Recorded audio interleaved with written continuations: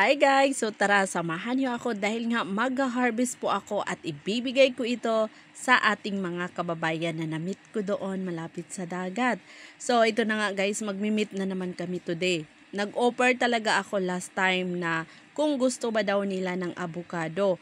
Dahil nga hindi sure, so syempre naghihintay ako na magchat-chat sila sa akin. At ito na nga yung araw na nag-text sila, so magmi-meet na naman kami at tamang-tama marami talagang avocado. So bibigyan ko sila dito. Tamang-tama meron akong na-harvest, so tamang-tama din niya. Ibibigay ko na lang yung mga na-harvest ko. Chamba na chamba talaga yung pag-meet namin dahil makakatikim sila ng mga avocado na meron kami at bahala na sila sa buto. Sabi ko sa kanila, wag nyo na lang itapon yung buto, ipatanim nyo yan pagbalik nyo sa Pinas. Pwedeng-pwede naman talaga siya dahil maganda po talaga siya na klase na avocado. Kaya nakakapanghinayang kung itatapon nila yung buto. Dahil nga napag-isipan ko na baka magtinula sila, kumuha na lang din ako dito ng tangad. Medyo madami-dami na din yung dahon, no? So sabi ko kailangan ko na kasing itrim din. So tamang-tama ay bibigyan ko sila. At syempre kapag may tanglad, meron ding papaya. So meron ako ditong nakuha na papaya din. Hindi man sila kalakihan pa kasi hindi pa talaga sila ready harvestin. Pero pwede na to, makatinula na sila. Bahala sila basta nagbigay na ko pang tinula. Oy, hindi ko na lang kinuhaan yung talbos na sa sili kasi madami po talagang mga bulaklak. Ayoko po silang galawin.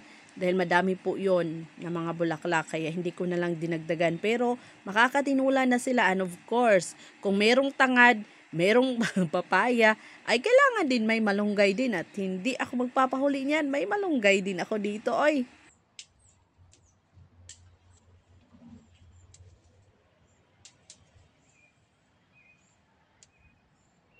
Guys, hindi lang ito first time na nagbigay ako ng mga gulay dito ha. Marami na din ako na-meet na mga Pinoy seaman talaga. Dahil nga minsan nagtatambay sila dito ng 2 weeks. Yung ganun ba, tapos nami-meet ko sila sa kalsada or sa tabing dagat. Doon lagi sa tinatambayan namin, doon din sila nagtatambay. Maganda kasi din doon tambayan, malaking park, tapos may dagat. So maganda po siya, upo-upuan doon, magmemeryenda ka, magdala ka ng pagkain, maganda doon.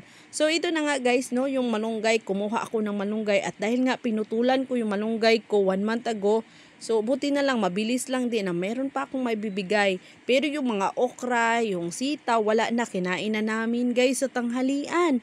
At syempre, hindi din pwedeng hindi ko sila bibigyan ng sili. Yung siling demonyo na meron ako dito. So ibibigay ko na lang yun guys. So ayo dyan, ano nyo siya, ilagay nyo siya sa sukaan para hindi masayang yung sili. Kasi yung sili na yan ay napakaanghang at mahal po yan talaga. Kahit dito po yan galing sa Martinique, mahal ang kilo ng sili na yan dahil sobrang anghang at talaga namang malalaki siya. So sabi ko ilagay sa sukaan. Lamig jud siya guys. At meron na nga sanang bibili niyan pero sabi ko sa next time na lang kasi iuuna ko na lang sa kanila yung pagbigay. Marami pa naman ako ditong sili at yung mga taga Martinique naman anytime matitext ko sila na meron akong sili, sige pwede na kayong bumili yung ganun ba. So bibigay ko na lang muna sa kanila at kumuha ako dito ng mga green din para matagal ba. Kasi kapag red, pupula din agad. At pagkatapos ko namang na-harvest ko na ang lahat, so ayun, maghihintay na kami ng bus guys, papuntang city. Yung avocado na ibinigay ko dito, 3 variety, pero lahat po yan ay masasarap at malalaki. Pero yung ay meron ding papaya, bayabas, so nasa kanila lang guys kung talagang hindi nila itatapon yung buto na yan. Yung pati na din yung sili, maganda po siya na klase na variety. Na sili talaga, so sana itanim nyo po. Pwedeng mabubuhay yan siya sa Pinas kasi same weather lang tayo rito. So yung sili na yan, yung avocado, pwedeng itanim. So while naghihintay kami ng bus guys, so medyo matagal-tagal din. Walang kasi tao. may oras-oras. Mabait po ang driver dito. Yes, nakakapagod dalhin. So dito yung namin, meet up. At ayun na nga guys, nagbi-meet na kami. Ayan na, chinek na nila. Ang dami niyang avocado binigay ko. Lampas po yan siya, 10 or iwan ko lang talaga kasi panay lang ako lagay ng lagay. Hindi ko na binibilang. Basta ang alam ko kung anong available pwede kong kunin. Dahil nga nag-grocery sila, madami silang mga dala. Kaya sabi ko sa kanila maghintay na lang kayo para ihatid kayo ni Mr. medyo natagal-tagal din yung mister ko na dumating, kaya nagabihan dyan na sila guys, nangit-ngitan.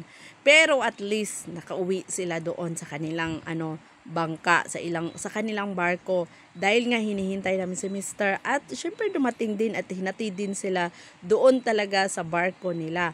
Madami-dami yan at mabigat kung maglalakad pa yan sila. At yun lang, maraming salamat.